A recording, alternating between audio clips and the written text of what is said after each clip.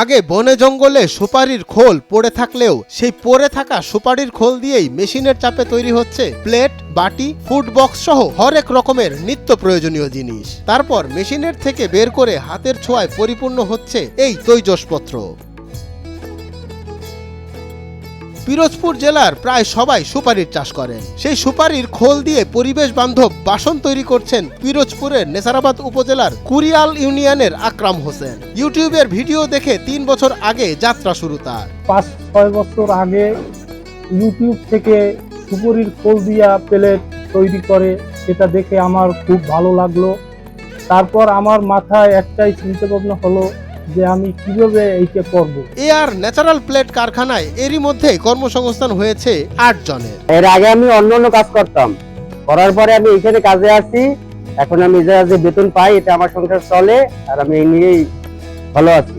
এই কাজ করে আমি সংসার চালাই, আমার ফ্যামিলি এইতেই চলে যায় এই কাজ করে। আমার 2 বাচ্চা আছে, ওরা লেখাপড়া করে। বাজারের প্লাস্টিকের ওয়ান টাইম প্লেটের বিকল্প হিসাবে পরিবেশ বান্ধব এসব সামগ্রীর ব্যবহার শুরু হয়েছে পিরোজপুর, বরিশাল ও ঢাকা সহ বিভিন্ন স্থানে। আমার পিছনে বাগানে পড়ে থাকা ফল যখন বিদেশে যায় আমার খুবই ভালো লাগে। একটা সময়ে বাধা হয়ে দাঁড়ায় কারখানার মেশিন আমদানি নিয়ে। মেশিনগুলো ভারত অথবা অন্য কোনো দেশ থেকে আমদানি করাটা অনেক ব্যয়বহুল হয়ে দাঁড়ায়। পরবর্তীতে ঢাকা থেকেই এই মেশিন তৈরি করেন আকরাম। তার কিছুদিন পর দেখেন সফলতার মুখ।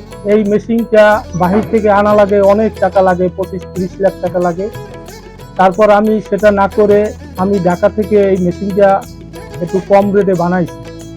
বানাবার পর সেই মেশিনটা আমি আনলাম। আনার পর গ্রামে ওই সুপারির খোল পড়ে থাকে, সেটা কোনো কিছু করা যায় না। সেটা আমি কম রেটে কিনে সেটা আমি কারখানায় আনে এটা বানাইলাম। বানাবার পর সবাই খুব খুশি, সবাই আমার এটা দেখে আনন্দিত।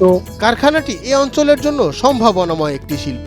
মানসম্মত এসব পণ্যে দিন বদলের স্বপ্ন দেখছেন কারখানা মালিক আকরাম। তিনি জানান তার কারখানার পণ্য এখন যাচ্ছে দেশের বাইরেও। প্লেটগুলো খুব ভালো, এটা বাজারে যে প্লেট তার চাইতে মজবুত এবং এটা বারবার ইউজ করা যায় যদি এটা পানি না লাগে। তারপরে এটা আমাদের এটা বাহিরেও রপ্তানি হয়। আকরাম চান তার এই কারখানাটি আরো বড় পরিসরে গড়ে তুলতে। তাতে স্থানীয় বেকার যুবক ও মহিলাদের কর্মসংস্থান বাড়বে বলে আশা করেন তিনি।